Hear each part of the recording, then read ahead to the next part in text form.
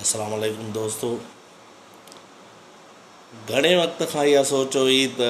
Facebook ते live अची को दिलि जो अहवालु कजे सभिनी दोस्तनि सां। लिखण में त सदाई लिखियो आहे, जेतिरो वस आहे लिखंदा रहंदा आहियूं। ऐं कोशिशि कंदो आहियां त उहे शयूं माना तव्हां दोस्तनि सां शेयर कयां जेके असांजे इज्तमाही हवाले सां माना रहनुमाई कनि। पहिरियों सेशन आहे, थोरो जेकॾहिं का ग़लती थिए थी त मां दोस्तनि खां माज़रत बि कंदुमि। असल में असांजे सिंध में जेका मुख़्तलिफ़ हालात आहिनि, मुख़्तलिफ़ तरीक़नि सां माना असांजे सिंध वासियुनि सां नाजाइज़ियूं थियनि थियूं ऐं असांजे सिंध जे हुकुमराननि वफ़ाक़ी लेवल ते बि पंहिंजो जेकॾहिं सिंध वासियुनि जो आवाज़ु न पहुचायो आहे, या ईअं सम्झे मजमूई तौरु गॾियल तौरु हुकुमराननि जूं नालाइकियूं ऐं नाअहलियूं सिंध वासियुनि खे केतिरो परेशान कनि थियूं, सिंध वासियुनि खे केतिरो माना बेज़ार कनि थियूं ऐं सिंध वासियुनि खे केतिरो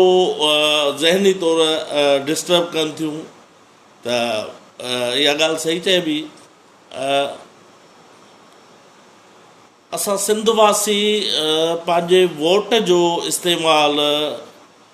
इन्हीअ करे माना करे ऐं पंहिंजे दुरुस्त इस्तेमालु पंहिंजो सम्झंदा आहियूं, जेको मुख़्तलिफ़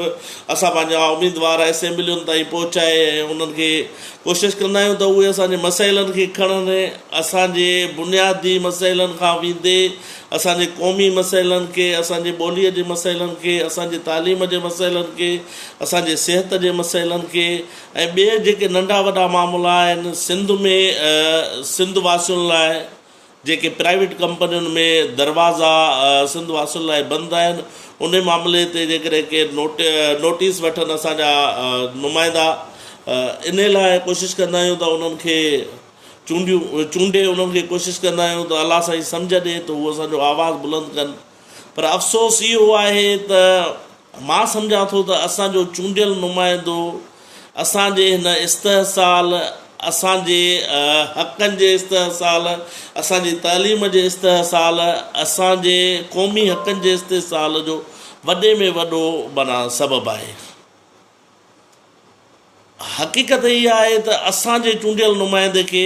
असांजो मतिलबु मुंहिंजे तक जो MP MLA कोन थो चवां, मां जिथे बि ॻाल्हायां त उहो इज्तमाही तौरु ई ॻाल्हाईंदुसि, बिशमोल असांजे तक जे MP MLA उन खे बि गॾाए चऊं था